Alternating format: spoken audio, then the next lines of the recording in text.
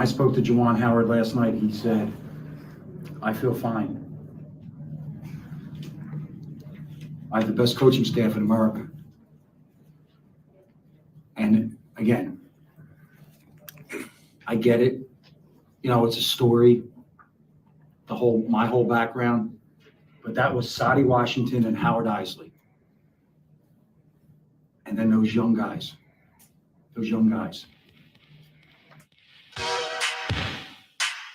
All right, welcome in. Good afternoon, everybody. Hope you're having a great Thursday. It's the Maize and Blue Reviews afternoon live. We're ready to tip this one up. We got lots to talk about, including that basketball game last night, spring practice underway for the football team, and a former Wolverine getting picked number one. That's all ahead here. We'll cover all of that. We're here every day at 1 o'clock and after Michigan basketball and football games. And so we were on last night after Michigan was able to down Rutgers by 9 points. And, after everything that went down on Sunday in Madison, there'd been a few days you may have heard about, back and forth. Foul, don't foul, call a timeout. Let's go through some of our really quick unwritten rules. Taking your mask down, saying something, profanity, don't touch anybody. Don't let an assistant touch anybody when you're getting near headbutts, no headbutts, punches, all of it. Suspension, no suspension, firing back and forth. But, it was just back to playing basketball last night. And, Michigan had to go without their head coach and without two of their players, one of their starters. And, I thought that this was going to be a lot tighter game. And it was a tight game at halftime. It was a tight game into the second half. It was a one possession, 2-3-point game with 13 minutes to go. And then what happened? Well, you had Michigan coming up with some big plays in a row. And it really started with Eli Brooks. Eli Brooks made a jumper. Eli Brooks drove the lane from the left side and made a tough shot. Stephen Bardo had commented how difficult it was, like trying to get away from the defender and still making the hoop. And then Kobe Buffkin from the right side of the floor dialed up a three and string music, and that put Michigan up by 10. And then Frankie Collins was in there. Frankie Collins got out in the open floor and did a Euro step and put Michigan up 12. And I don't know, say they cruised. They didn't just necessarily cruise, but I don't know. They got up by the double digits. It might have got down to 9. I'd have to look at the scoring rundown, the play-by-play, but they really never felt threatened after that.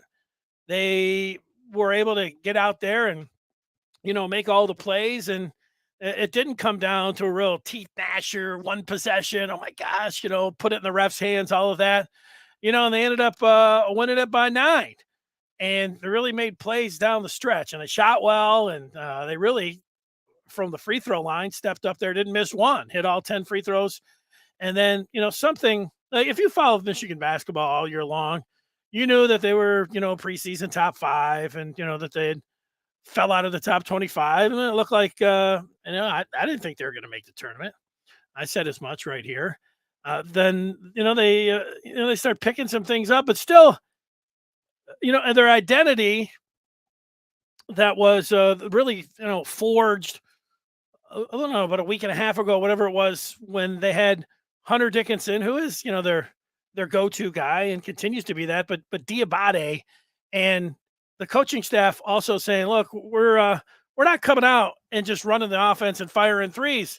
We're going to make sure that we're going to the basket. We're going to drive the basket. We're going to attack the basket. We're going to get into the lane. And we're going to give it to Hunter down on the block. And we're also going to do the same thing to Moussa Diabate. And it was, in a concession to, like, you can't just have this free flowing offense. You got to find yourself. And, it was credit to the coaching staff of saying, all right, this is the game plan. And they start executing. And then they found that success against Purdue, and they played their best game of the year. And ran the Boilers off the floor there in Ann Arbor, but they really had their identity there, a low post team. But I think we all agree that if this team was going to make the tournament, well, this looks really good now, pretty good. I don't know, really good. It looks really good. I mean, they got if they go win 2 out of the remaining 4 games, they got a decent shot at being able to get in. You might say, I'm not going to say they're automatic. Oh, they're in, with 2, but it feels pretty good about, we've been talking about this every game, and how many losses and everything else. But, you take a step back and look at it, and, the wins that they've had here, things are looking pretty good for them.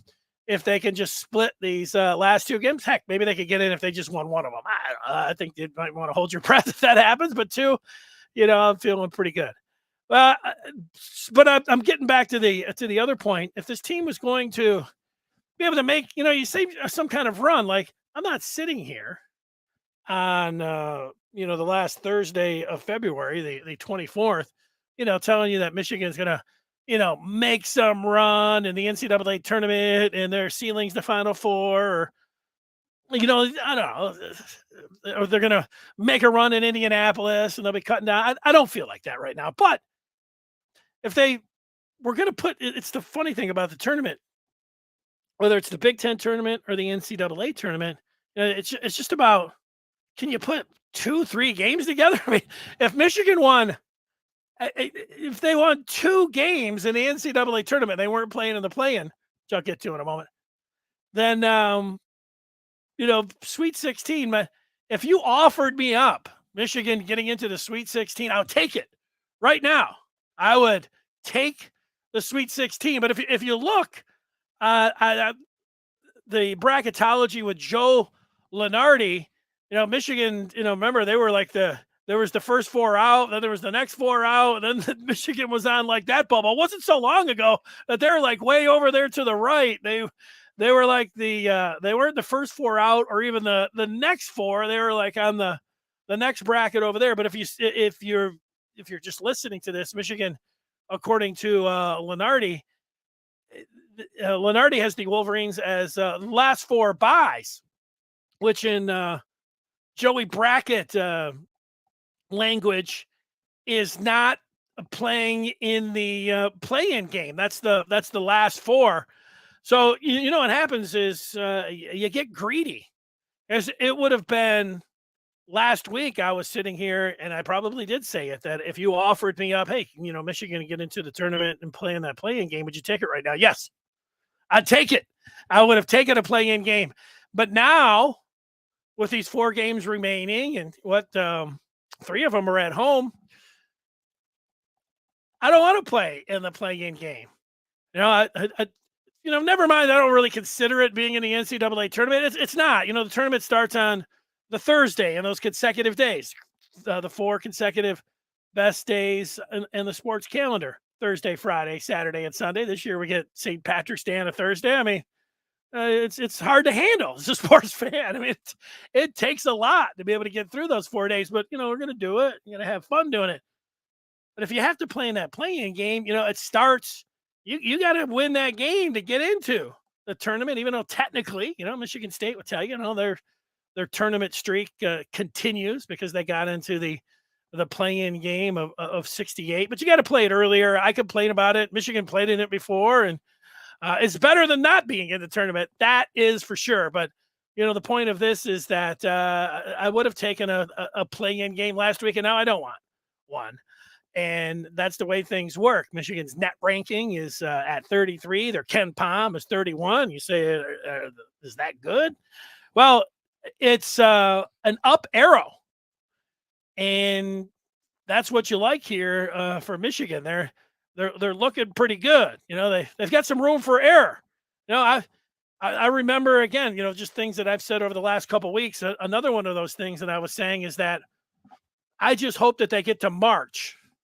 I was just hoping that they could get to March with a chance to win 2 out of those 3 games to get in. And I don't think that they have to do that, right now is where we're sitting here, at least have a chance, or they didn't have to win all 3. once they got to March. And, as it sits right now, it doesn't look like they have to do that. They have their next game is Illinois at 2:00, and then Michigan State is Tuesday. That's March the 1st. And a week from today, they're taking on Iowa. And then there's just one more game against Ohio State. That's on a Sunday. So those 4 games. And, here we go. Let me give you a couple words on, and if you're out there and you ever want to get any feedback in, put it up in the comment there. Tell me what you think about Michigan, whether they're in or out. You have any questions about the team? We will get to some Michigan football coming up. We also have a number 1 pick to discuss. That is all straight ahead. But, the couple things on last night's game. One, I talked about that run. Brooks with the 2 buckets, Buffkin with the 3, and Frankie Collins with that Euro step, and Michigan able to put them away.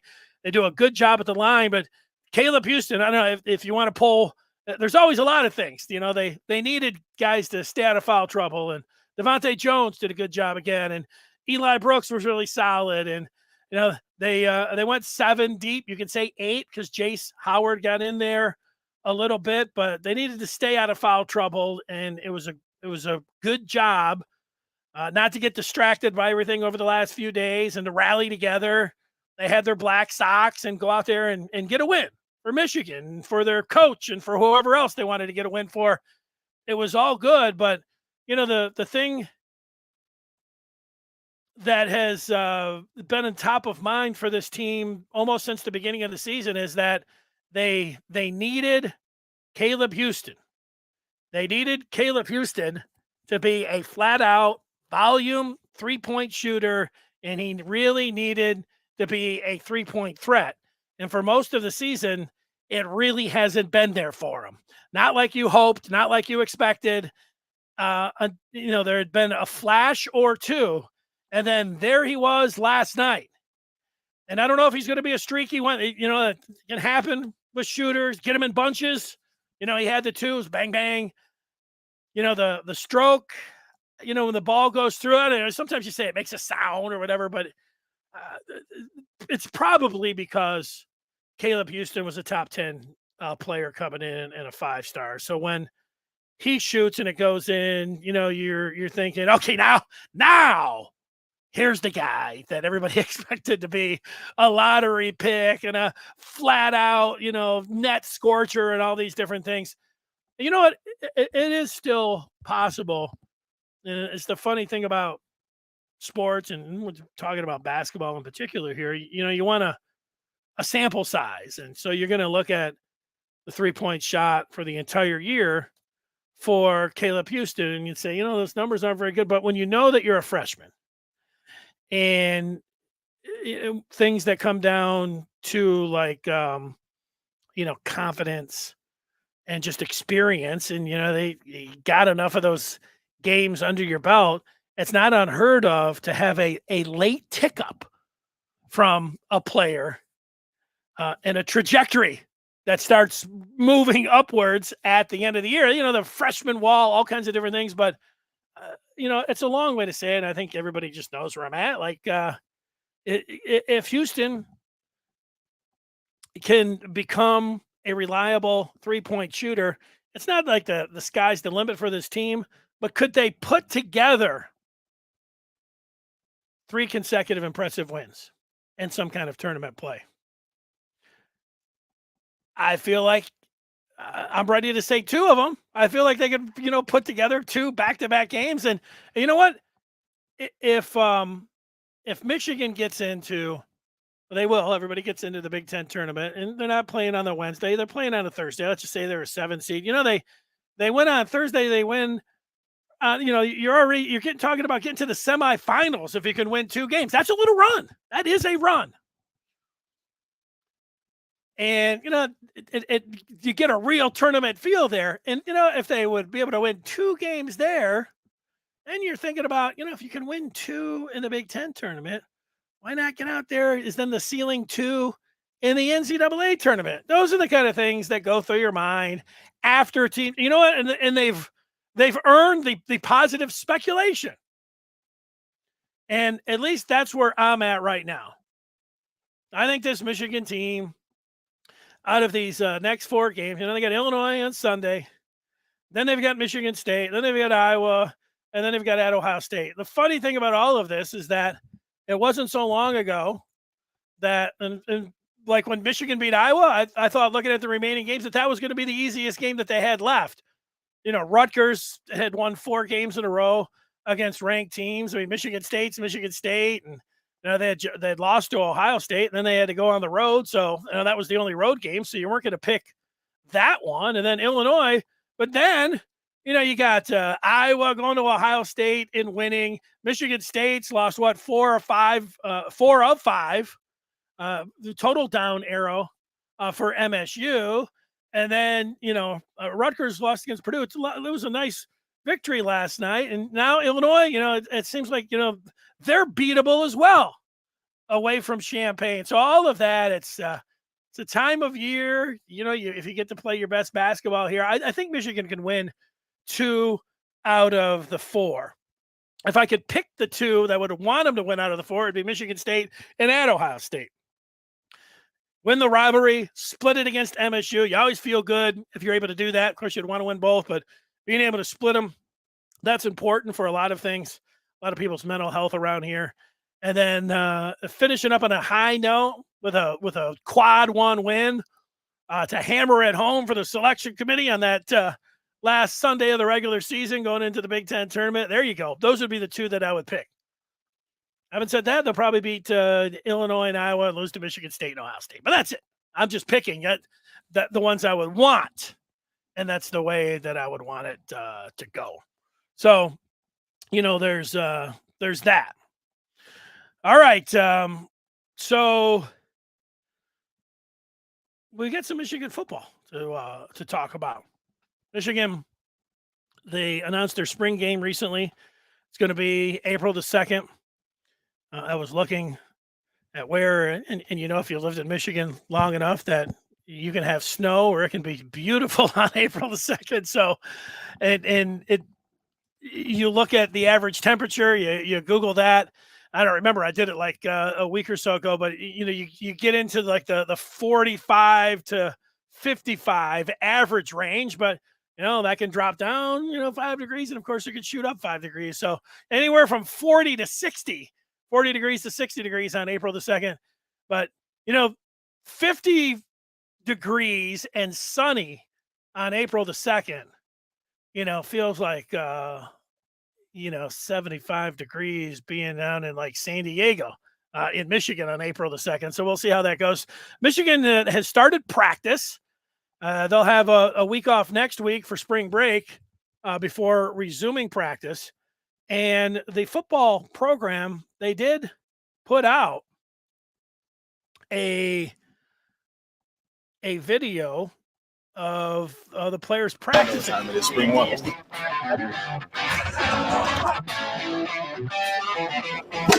No, there's AJ Henning. Diamond Green. Looking at some, that was Mozzie Smith here. Oh, the first quarterback that you're showing, that was Cade McNamara. Hey, he's the leader right now of the quarterback competition. Blake Corum, Donovan Edwards, Andrell Anthony. There it is, Eric All. One thing I really love is the tempo. Guys playing like they should be playing. First day of practice, like an airplane taking off the runway. Start slow. There's the coach. He's back. He's talking about, hey, check out the Maize and Blue review. That's what's going on. That's what he had to say there.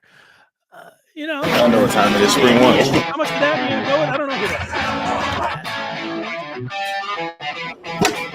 is. But there it is. Good hands. Good hands department. Going through it. There's a chance to look at a little bit at some of the video there for the team. All right, let's get to a former Michigan football player who made news this week, and that is Shea Patterson, the Shavior. Shea Patterson gets picked by the USFL #1, the Michigan Panther team. I'm old enough to remember, that's what happens. As you go on, you start remembering. You remember guys that are in your class in college, as they go through, and And then, you're the guys that you would have been in your graduating class when they're in pros, then they start retiring and you're like, wow, I start to feel old. I mean, there's all kinds of these things. Here's another one, I remember when the real Michigan Panthers, the original Michigan Panthers, won the USFL championship. That was in 1983. This particular newspaper is from 1984. That's behind me. It's getting faded now, but that was Anthony Carter. That was in the newspaper back then.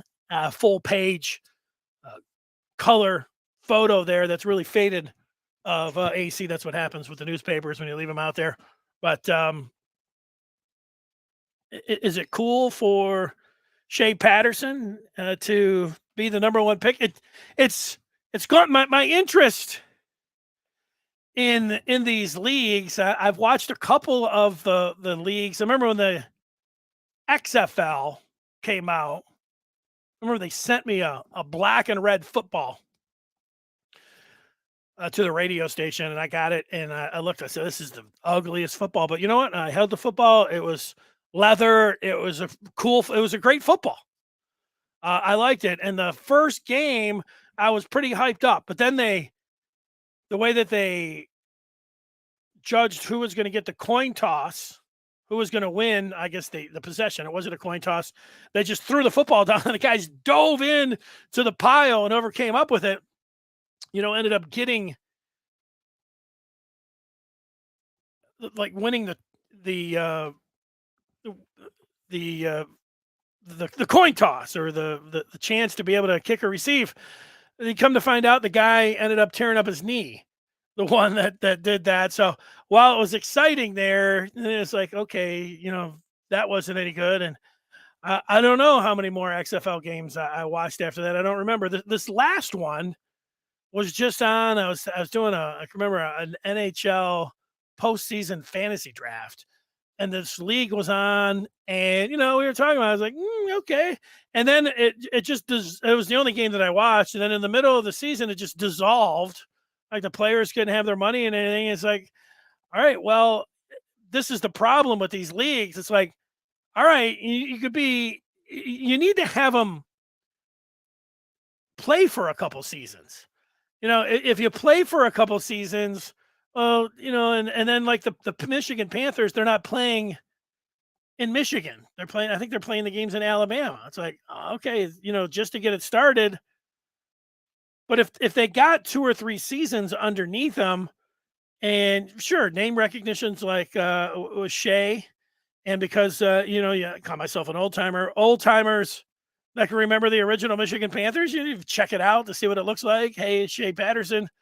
That kind of thing. I think the season starts, is it April 16th, mid-April? But they're as likely to dissolve and fizzle out as they are to keep things going. But good luck to Shea. And my guess is that this league is not going to work out. But if it is, it's really not going to take off for 2 or 3 years. You just can't expect people to show up unless you had big time names, coming in and, that kind of thing. And that's not that, Shea's not a big time name to Michigan fans, but let's be honest, the number 1 overall pick. And then the quarterbacks all went in the first round. They did it not like a conventional draft. They did it by position, but I liked at least looking at the pictures look cool, of Shea here wearing his, got the number 1 jersey. Of course, he wore 2 there at Michigan. See 2, and they made a big deal about it. So we'll see how that ends up working out for Shea and the Michigan Panthers. Who's going to be the AC? John Corker, and what's the kicker's name? Bogun Bojanovic or something close to that. Very close. Bobby Hebert was the quarterback. Yeah, that was cool. All right. Well, tomorrow we'll watch some high school football tape, the Michigan commit. We'll look to the weekend in college basketball, and we'll talk maybe some get into some of the positions that'll be up for grab tomorrow as well in the spring for Michigan football. Thanks for watching. Well, comment and subscribe and do all those things, and we appreciate it. Dennis Fithian, Amazing Blue Review, Afternoon Live. Everybody have themselves